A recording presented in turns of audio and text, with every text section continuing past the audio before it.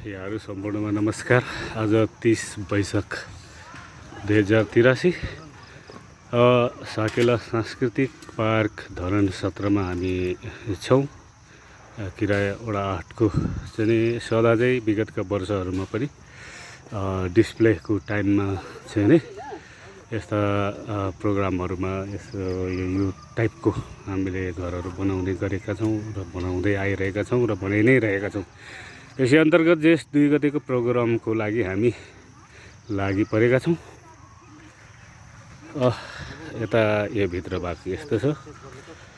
हाम्रो कृष्ण दाई पनि आउनुभएको थियो।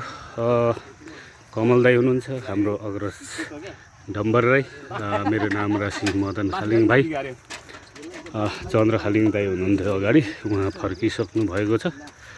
यो हामी यसमा हाम्रो पहिलाको सामानहरू चाहिँ नि डिस्प्ले गर्नलाई राख्छौँ र यो जेठ 2 गतेको प्रोग्रामको लागि हो र यसलाई पुनः भोलि बिहान आएर पूर्णता दिनेछौँ। आज बिहानदेखि हामी लागि परेका छौँ। यसलाई हामी चुनौती र नाफा र घाटाको हिसाब गर्नाले एउटा अवसरको रूपमा लिएर काम गरिरहेका छौँ। यो काम गर्नलाई हामीले 1 वर्ष कुर्नुपर्ने हुन्छ।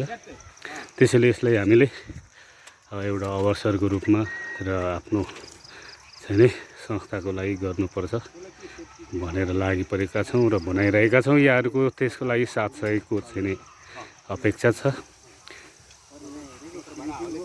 र म यो हाम्रो बनाउँदै गरेको खिमदेखि दक्षिणतर्फ जाँदैछु। हाम्रो हाङजी पनि हुनुहुन्थ्यो र यो साइडबाट जाँदाखेरि चाहिँ अब युरिनको छ। अब नेचुरल प्रकृतिले दिएको होइन, नेचुरल प्रोसेस हामीले खाएपछि त्यो हुने प्रोसेसहरू भइ नै हाल्छन्। यता हाम्रो सचिव अकललाई मेल जेन्ट्स भनौँ है, त्यसको लागि भोलि यसको पूर्णता दिनेछ। त्यसको लागि उहाँले बनाउँदै हुनुहुन्छ। यता हाम्रो अध्यक्ष दाई ल बिनाराज राई दाई हुनुहुन्छ। यहाँ चेलीबेटीहरू र सबैजना महिला दिदी बहिनीहरूको लागि युरिन पोइन्ट हो। यसलाई हामी भोलि बिहान पूर्णता दिनेछौँ। यो अब यस्तो छ, झन्डै लडी मरे यो बनाउँदैछ। यसमा हामी यताबाट ढोका लगाइदिन्छौँ। अहिलेसम्म हामी लगातार बिहानदेखि लागि नै परिरहेका छौँ। लगभग 1 घन्टा खाना ब्रेक गऱ्यो होला होइन हाङजी? 1 घन्टा मात्रै हामीले खाना ब्रेक गरेर 6:30 बजेदेखि तपाईँ 6:30 बजेदेखि चाहिँ हामी लगातार काम गरिरहेको छौँ। अझैसम्म कम्प्लिट भएको छैन। भोलि गरिन्छ हामी कम्प्लिट।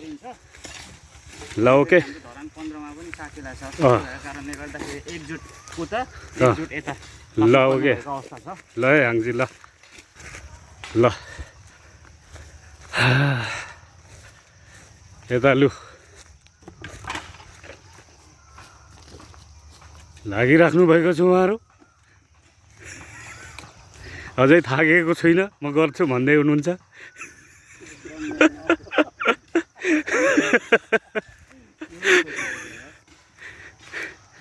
यस्तो त कति काम गरिन्छ भन्दै हुनुहुन्छ हाम्रो कृष्ण दाई पनि जोसमा।